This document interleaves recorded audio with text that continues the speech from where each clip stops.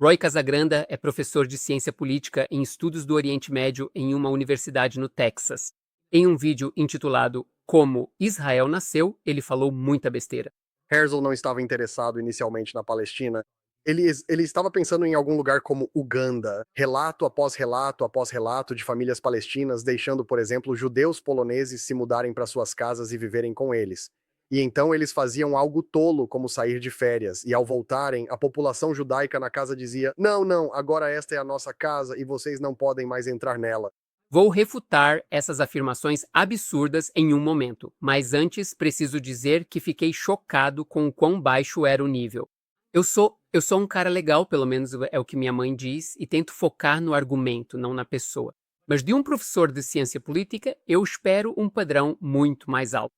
Vivemos em uma era em que qualquer pessoa tem uma plataforma. Não importa se você é um comediante medíocre, um comentarista político ou um rapper instável. Todos podem expressar suas opiniões e criticar Israel, e é exatamente isso que todos estão fazendo. E eu entendo. Por que Candace Owens, uma cristã devota, falaria sobre a perseguição de cristãos em países muçulmanos? Isso não gera visualizações.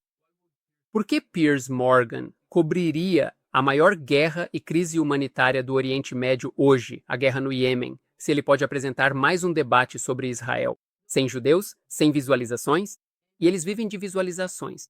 Então, eu entendo porque qualquer um que quer atenção fala sobre Israel, mas de um professor de estudos do Oriente Médio, e pensar que, nos Estados Unidos, pais pagam milhares de dólares para que seus filhos aprendam com professores assim. Vamos começar do início. O que esse professor diz sobre o nascimento do Estado de Israel?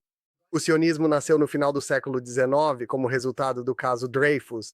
Não. O movimento sionista não começou por causa do caso Dreyfus. O sionismo é um movimento nacional que tinha como objetivo estabelecer um Estado judeu na terra de Israel. Ele começou na Europa Central e Oriental cerca de 20 anos antes do julgamento de Dreyfus. O sionismo era um movimento nacional, assim como muitos outros.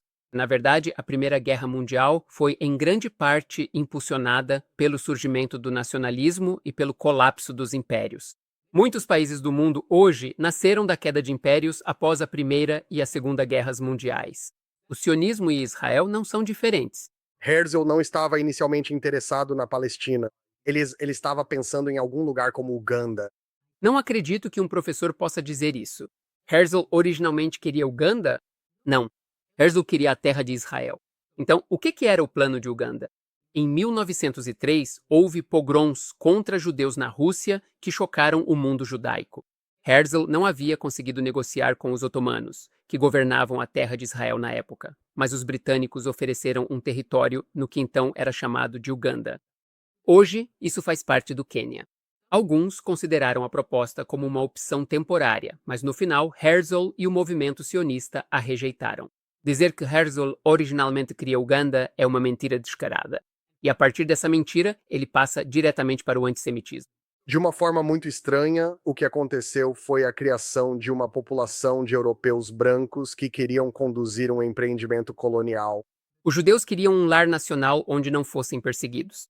Eles não estavam tentando construir uma empresa colonial. Vou dizer algo tão simples que até os professores conseguirão entender. Como saber quem está construindo uma pátria e quem está construindo um império colonial? Você observa quantos países falam o idioma. Em quantos países se fala hebraico? 1. Isso significa que é uma pátria. Quantos falam inglês, francês, espanhol e árabe? Dezenas. Isso é colonialismo. E chamar judeus de brancos é um estereótipo antissemita. Durante centenas de anos, quando ser branco era considerado algo desejável, os judeus na Europa não eram considerados brancos. Agora que já não é tão legal, de repente eles são brancos. Aliás, a maioria dos judeus em Israel hoje em dia vem de países árabes. Eles também são brancos? A população palestina os recebeu de braços abertos.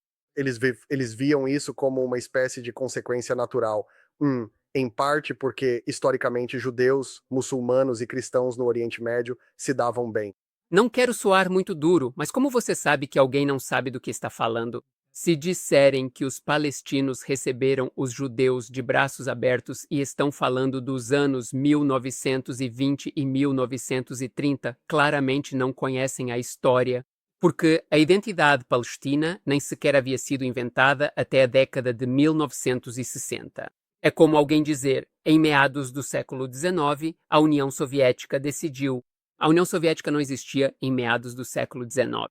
Então, seja lá o que vier depois, não pode ser verdade. E essa ideia de que judeus, muçulmanos e cristãos historicamente se davam bem no Oriente Médio é totalmente falsa. Houve um pogrom contra judeus em Safed, Tzfat, em 1834 e mais incidentes na década de 1860. Mas vamos olhar para o panorama geral. No início do século XX, sob domínio muçulmano, o Império Otomano, houve 3 genocídios cometidos por muçulmanos contra cristãos. O genocídio grego, o genocídio armênio, o genocídio assírio. Genocídios não são exatamente um bom exemplo de coexistência. E, aliás, isso continua até hoje. 100 anos atrás, milhões de cristãos viviam no Egito, Iraque, Síria e Turquia. A maioria foi exterminada por muçulmanos. Não acredita em mim? Pesquise você mesmo. Agora, a próxima coisa que ele diz é simplesmente inventada. Há inúmeros relatos de famílias palestinas permitindo que, por exemplo, judeus poloneses se mudassem para suas casas e vivessem com eles, e então faziam algo imprudente como sair de férias, e ao voltarem, a população judaica na casa dizia: Não, não, agora esta é a nossa casa e vocês não podem mais entrar nela. Me dê um exemplo de uma família árabe que deixou judeus morarem em sua casa. Depois saiu de férias, voltou e encontrou os judeus dizendo: Agora esta é a nossa casa, você não pode voltar. Um exemplo: se você me der um, eu deleto o meu canal. Eu não sei de onde ele tirou isso. Parece um conto das Mil e Uma Noites. Alguns deles começaram a praticar terrorismo e assim suas organizações terroristas foram formadas. Eles começaram a atacar ativos britânicos, eles atacam hotéis, bases militares britânicas. Então há um elemento violento nisso. Os judeus não começaram com o terrorismo. Na década de 1920, os árabes começaram a atacar judeus. Houve pogroms em 1920, 1921 e o pior em 1929. Os judeus responderam formando forças de defesa. Na década de 1930, os árabes lançaram uma revolta e mataram 230 britânicos e cerca de 500 judeus. O professor convenientemente se esqueceu disso. E não, os judeus não explodiram hotéis. É impressionante como as vozes anti-Israel sempre mencionam o atentado ao Hotel King David. 2 negativas rápidas. Não era apenas um hotel. O exército britânico o usava como quartel-general. Os judeus avisaram que iriam bombardeá-lo. O oficial britânico responsável se recusou a evacuar. Ele disse que não recebe ordens de judeus. Agora deixe-me te perguntar uma coisa. Nos países onde você está assistindo a este vídeo, EUA, França, Índia, Reino Unido, Rússia, Wisconsin, quem está cometendo ataques terroristas? São os judeus ou você sabe quem? E os sionistas acabaram comprando legalmente algo em torno de 5%, 10% da Palestina, e então nesse processo houve tentativas de confiscação de terras, onde eles simplesmente iam para um pedaço de terra que ninguém possuía e começavam a colonizá-lo. Já disse isso antes e vou dizer novamente. Me dê o nome de um assentamento judaico construído em terra que foi roubada, não comprada legalmente, antes de os árabes iniciarem a guerra em 1947. Apenas um? Eu fiz um vídeo sobre isso com mais de 1 milhão de visualizações e 16 mil comentários. Ninguém me deu um exemplo sequer. Agora, ele diz algo que é verdadeiro, mas enganoso. Os judeus compraram legalmente de 5% a 10% das terras, mas as pessoas então assumem que os outros 90% pertenciam aos árabes. Não é verdade. Como na maioria dos países, a terra na Palestina sob mandato era de propriedade privada ou estatal. De 5% a 10% era de propriedade de judeus, de 15% a 20% de árabes, e o restante, cerca de 70%, era propriedade do Estado pertencente ao mandato britânico. Então ele sugere que a Áustria deveria ser o Estado judeu. Vamos fazer da Áustria a nova Israel. Hitler não era austríaco. Os alemães. A Áustria é alemã, eles falam alemão. Você pode conversar com austríacos e dizer: eu não sou eu sou além. Não, eu não sou alemão, eu sou austríaco. Tanto faz, eles são alemães. É constrangedor. Vamos seguir em frente. Os britânicos não deixaram os palestinos fazerem isso, porque não queriam que os palestinos tivessem experiência de combate, mas eles empregaram palestinos como estivadores. Então, os palestinos trabalharam nos portos, carregando e descarregando navios, para que os brancos pudessem lutar na guerra. Os britânicos criaram um estado, construíram um exército para ele, treinaram e armaram esse exército. Esse estado se chama Jordânia. Deixe-me apresentar alguém que duvido que Roy já tenha ouvido falar, o tenente-general Sir John Bagot Glubb. Ele foi comandante do exército da Jordânia de 1939 a 1956. Sim, o comandante máximo do exército da Jordânia era um oficial britânico. Ele não foi o único. Oficiais britânicos serviram no exército da Jordânia. E esse exército britânico árabe foi a força mais forte que atacou Israel em 1948. Se os britânicos tivessem ajudado os judeus a lutar contra os árabes, hoje o grupo anti-Israel gritaria colonialismo. Mas a cooperação britânica com um fantoche colonial como a Jordânia para atacar Israel, ninguém fala sobre isso. Então, a afirmação do professor de que os palestinos só podiam descarregar barcos é simplesmente falsa.